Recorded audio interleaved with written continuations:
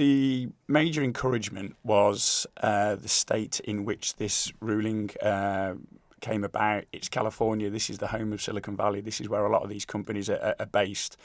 And I think that those that will push back against any sort of ban would probably expect it to be sort of an anti-tech or a country that has an axe to grind potentially with the states and is trying to limit their influence around the world. But this is California. This is where these companies are based. So for a jury to find in favour of the person bringing action against the big tech companies was.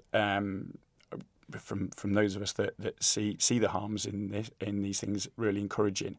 I do think it sort of washed over, and it's not a bad thing, but it sort of washed out a ruling in New Mexico the day before where Meta were found guilty, again, trial by jury, of misleading the protections that they were giving underage users on their platforms. They were fined by the state of New Mexico $375 million.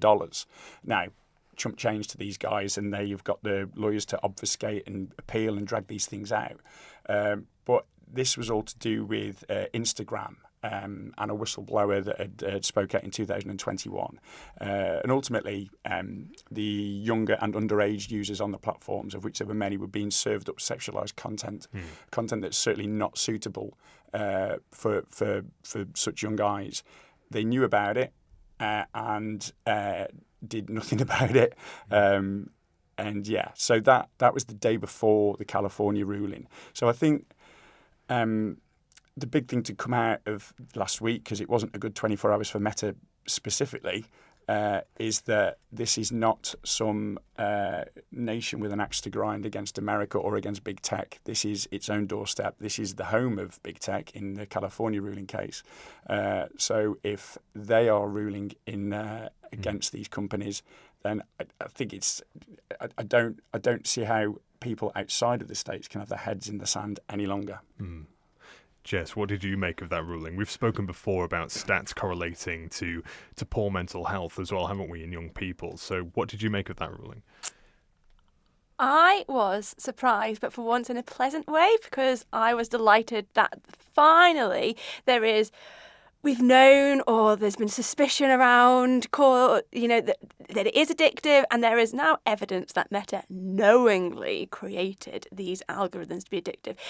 And I think, hurrah, as parents, we've finally got concrete evidence to say, look, big tech knows it's doing wrong, and we want change, is what I'd say. Yeah. You mentioned about the impacts outside of the United States there, John.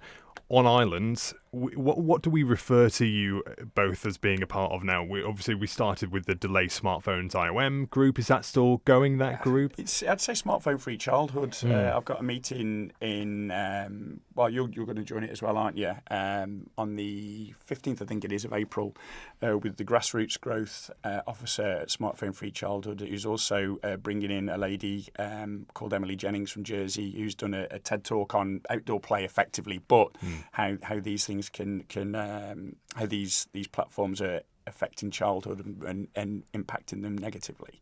I'd say Smartphone Free Childhood is where we're at. They've got 18 months worth of research and campaigning, and they've got some really, really high profile patrons that sort of drive the message forward, and they're having some success in the UK from a hearts and minds perspective. We'll see what comes through from a legislative perspective once the consultation ends on the 26th of May. If I'm not waffling on too much, obviously we were speaking off air about the conversation in the Keys. It was on the 24th of February, where the member for Castletown asked the Chief Minister if the island would consider a 16 ban for social media, and it sort of got straight batted by the Chief Minister, and it was a case of we've put the ban in schools. That's as effective as its enforcement, as we know from speaking with teachers, and effectively we're taking a watching brief on what's going on in the UK unless anything materially changes. I think these rulings have materially changed the conversation.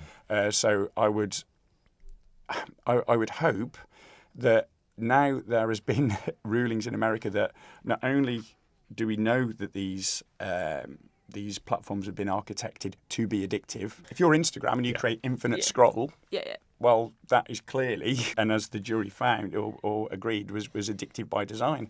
So we've got, just in Meta's case, a company that is building an addictive platform, has very, very poor age verification, and does not protect younger users of said platform with, sexualized content being served up. The whistleblower from Meta, his own daughter had been groomed on that platform. I don't think we can really say we're going to see what the UK does anymore. I would expect our government that, as I said last time we was here, quite happily champions the agile, independent line, which is great. Well, let's be agile and independent. Why are we waiting for the 26th of May? I should say that Meta and Google say they disagree with the verdict and intend to appeal. Meta said teen mental health is profoundly complex and cannot be linked to a single app. Meanwhile, reacting to the verdict, UK Prime Minister Sir Keir Starmer said the status quo was not good enough and more needed to be done to protect children. That reaction from the UK Prime Minister, like you mentioned there, Chief Minister Alfred Cannon says that the Isle of Man will be keeping a watching brief on that situation. That reaction from Keir Starmer, does that give you hope at all, Jess? I think we've been too slow to act as a society. This has been around now nearly 20 years since the social media, and it's rapidly changed since. I think we've got to be thinking faster, and as we await all of these things, it just evolves and moves on, and then I just feel like we're always catching our tails. I don't know what the solution is. I don't think anybody does really, but I think we've just got to be more proactive rather than reactive. And you were just saying before we got started, Jess, that you keep being approached by other parents on the Isle of Man. Not parents, actually. These were just young individuals. Just individuals in general who are sort of aligning with your way of thinking. What's been happening?